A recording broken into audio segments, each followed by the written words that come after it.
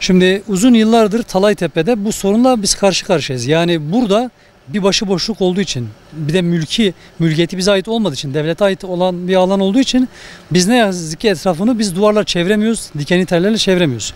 En son 10 Ocak Çalışan Gazeteciler Günü'nde Diyarbakır Valisi bu konuyla ilgili bizim taleplerimizi dinleyip söz vermişti ve demişti ki biz orada bir çalışma yapacağız. O çalışma neydi?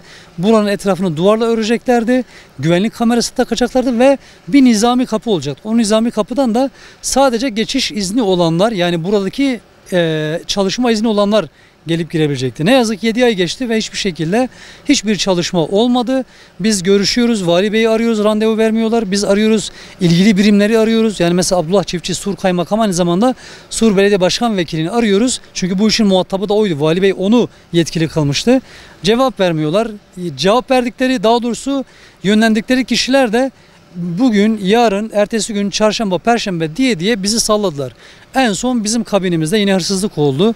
Kuleye kadar çıkıp kabloları kestiler ve bizim 7 gün radyo televizyon yayınımız olmadı. Şimdi bakın, bir yerel radyo televizyonun 7 gün boyunca eğer yayını olmuyorsa ve bu konuyla ilgili valisi, kaymakamı, işte belediye başkanı sessiz kalıyorsa, hala bir çözüm üretmiyorsa bir utanç durumudur.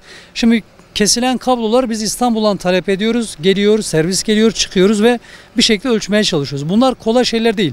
Bu sadece bize yönelik yapılan bir durum da değil. Yani buradaki yerel radyo televizyonlara sürekli yapılan bir saldırıdır. Ama ne yazık ki en çok bize yapılan bir saldırı. Çünkü 2018'den günümüzde tam 6. defadır Ahmet Radyo TV'nin kabloları çalınıyor. Kabinlerin kapısı kırılıyor, duvarları deliniyor, içeri geliyor. Kliması, UPS'i, kablosu, teknik malzeme ne varsa hepsi çalınıp her bir şekilde bizi mağdur ediyorlar. Şimdi en son ben 2 gün önce Vali Bey ile görüştüm. Sokakta esnafları gezerken, yani hala bize randevu vermiyorlar. Ben basın açıklaması yaptım valilik önünde. Buna rağmen halen bize dönüş yapmıyorlar. Ben Vali Bey'i esnaf ziyaretinde gördüm ve söyledim. Vali Bey görüştü kendi birimdeki arkadaşlarla ama buranın Milli Emlak'a ait olduğunu, bu nedenle bir çözüm üretemeyeceklerini söylüyor. Şimdi Milli Emlak neresi? Devletin kendi birimi. Biz burada vergi veriyoruz. Biz radyo, televizyonlar kamu hizmeti sağlayan insanlarız. Kamu hizmeti sağlayan kuruluşlarız. Dolayısıyla herhangi bir sıradan şirket değiliz. Madem ki RTÜK, madem ki Radyo Televizyon Üst Kurulu bizden vergi alıyor, lisans parası ödüyoruz, madem ki üst kurul payları ödüyoruz, o zaman valiliğe elektrik parası ödüyorsak, sonuçta bu DEDAŞ olsa da başkası da olsa biz vergimizi ödüyoruz. Dolayısıyla devletin bizi koruması gerekiyor. Devlet bizi korumuyorsa o zaman kendi kendimizi korumamıza engel olmasın. Biz burada hırsız yakaladığımızda biz hırsıza bir şey yapamıyoruz. Biz buranın etrafını dikenli telle çeviremiyoruz. Biz buraya kendi yolumuzu yapamıyoruz. Çünkü burası bana ait bir mülkiyet değil. Bakın sağımda solumda emniyetin kulesi var. Jandarmanın kulesi var. İstihbaratın kulesi var. İşte ulusal kanalların, mecraların, radyoların kuleleri var. Sadece benim kendi kulem burada değil. Dolayısıyla buna çözüm olmaları gerekiyor.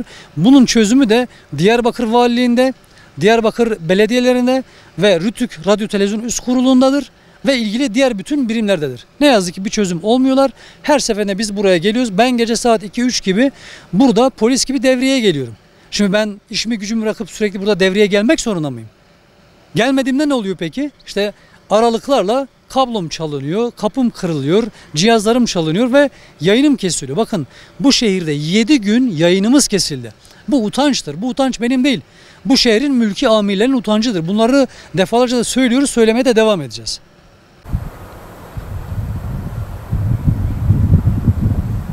Maalesef yıllardır aynı şeyleri yaşıyoruz.